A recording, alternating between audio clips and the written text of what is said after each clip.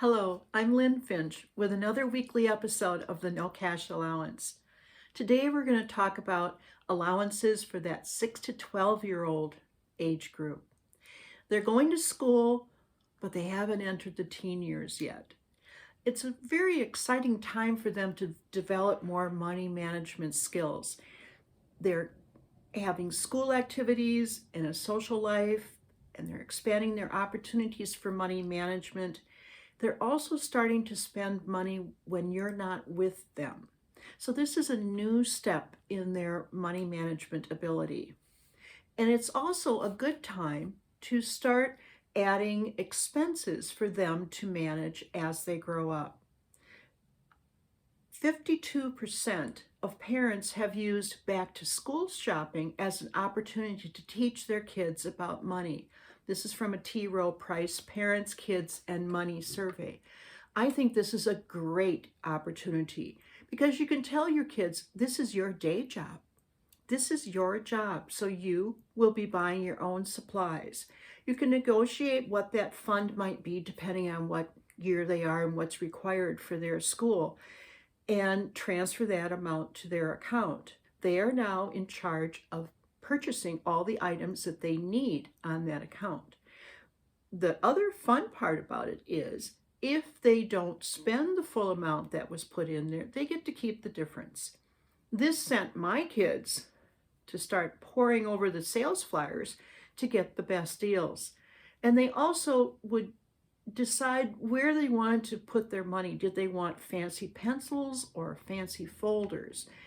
And they would adjust so that they could get everything they need and hopefully have some money left over. If it turned out that the money we transferred to them wasn't enough, we could negotiate more when we understood what the issues were in getting the supplies they needed.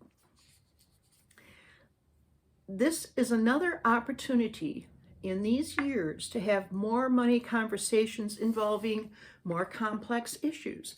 You can talk about employment, retirement, which is far off to them, but it's starting to be important for their parents. Saving, planning for future expenditures. And during these years, you will increase their expenses, giving them opportunities to buy some of their personal supplies, some of their clothing, some of their entertainment, some of their toys. And you will see increased responsibility and confidence when they are controlling the decisions. They will get raises on their birthday. This is how we did it. We gave raises on their birthday, and then we would supplement with some chores for pay. Not everything was paid, and then some other opportunities, incentives, and activities that I had available for them to earn more money so they could have more money in their account. An interesting story was with a boy who was in Little League. His mom was telling me this. She was using the No-Cash Allowance system, and he wanted to go to a clinic that would be held in January, and it cost maybe $100. It was a significant amount of money, and she decided to transfer that money to his account in maybe November. So it was sitting in his account for more than a month, maybe even 2 months. So he knew that that was part of his bottom line, was that money. And she told him, I'm transferring this money to you now, and you are responsible for paying for the baseball clinic entry fee. If, when we get to that point, you have spent this money and it's not in your account, you won't be going to the clinic.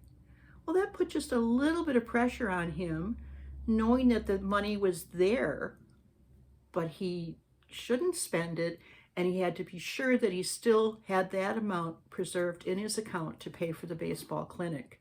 That's a pretty good lesson for a 12-year-old. And kids will make mistakes in this age group.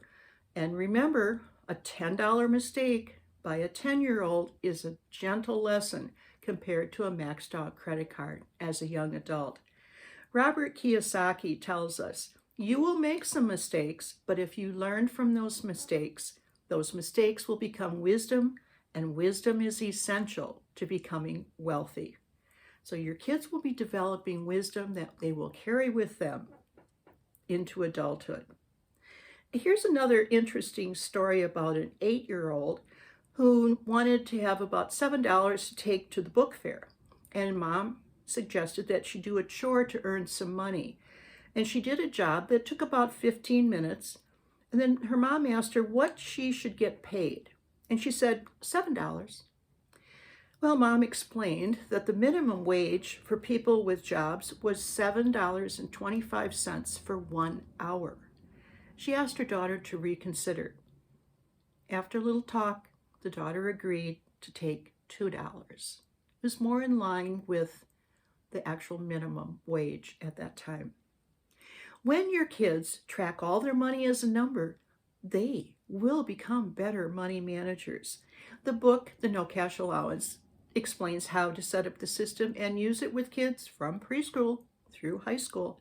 The videos, we talk more about why this is important and what kinds of things you might expect kids to learn from this. And my other little story today is about inventing interest.